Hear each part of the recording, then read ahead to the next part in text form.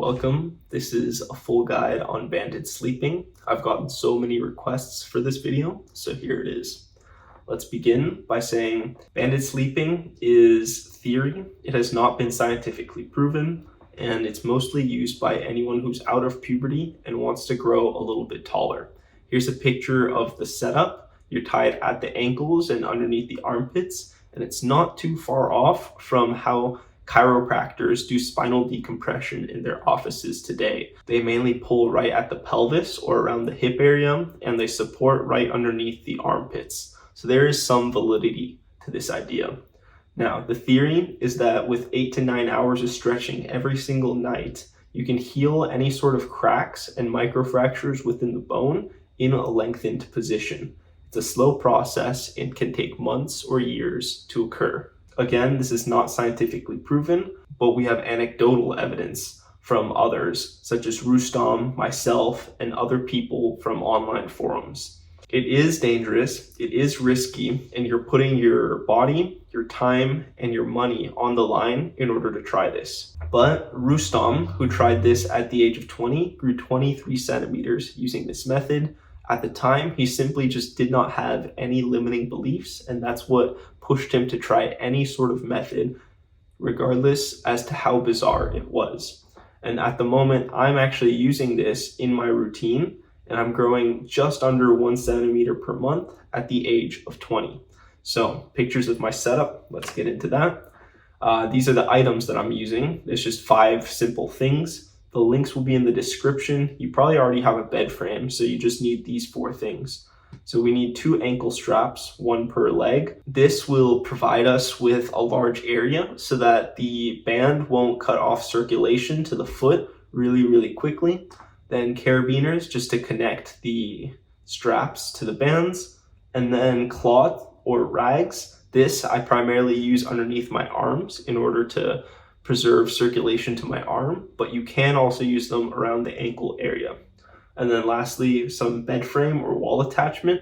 Otherwise, you won't have some solid, unmoving structure to tie the bands onto. So this is the current setup in use. This is me lying on my bed. These are my feet right here, and the ankle straps just go right above the foot, and it should be pulling on the bone rather than any sort of muscles. I've tied it off at each corner of my bed frame, so the other corner also has it, and it's important that it's at the corners because then they'll be equidistant from you lying in the center of the bed, and that way you get equal force on both legs. As you can see, the carabiner just clips right on, connects the strap right onto the band, and these are some of the other unused bands. So other pictures, this is my arm right here, that's my chest area, and right underneath I've just got some tank tops that I've tied onto the elastic band. That way circulation to my arm doesn't get cut off super easily. It's a fairly simple setup, but there's some safety stuff that you should keep in mind. Obviously, listen to your body. You can cut off circulation, you might tear muscles or ligaments, you might even injure your spine.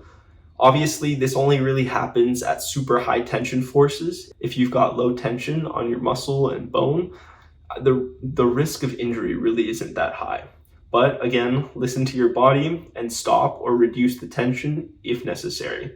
Start on a small weight to begin with. So if you've never done this before, I know I'm using 40 pounds per leg, the green band, and I'm stretching it pretty far, but even after 1 hour, my own legs get tingly and I know circulation's getting cut off. So I just reduce the tension and gradually I fall asleep. Now, falling asleep will be the most important thing, right? Sleep is when you get your HGH. It's when true recovery happens. And if it's too tight or there's too much tension, your mind will be kept awake because something unnatural is being done to the body. So you could take supplements, you can reduce the tension force, just find ways for you to fall asleep because that's the most important part. Now, final tips, you could get stuck very easily. When I first started, I got stuck very easily because my feet were very close together and the clips were intertwined all weird. And that's why I've settled on my current setup at the moment.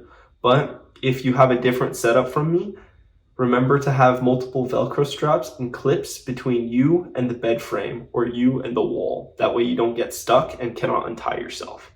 Also, do some spinal decompression or some stretches right before bed. This will prime your body and help you get the most out of banded sleeping. When you start, it's okay to just do it for 1 to 3 hours and then later take it off and then sleep normally. This will help you get into the habit, but ideally you sleep with it on for the entire night, and at some point, once you realize, hey, the tension isn't enough, you up the tension as well. With that, thank you for hanging out. Like and sub for more. Peace.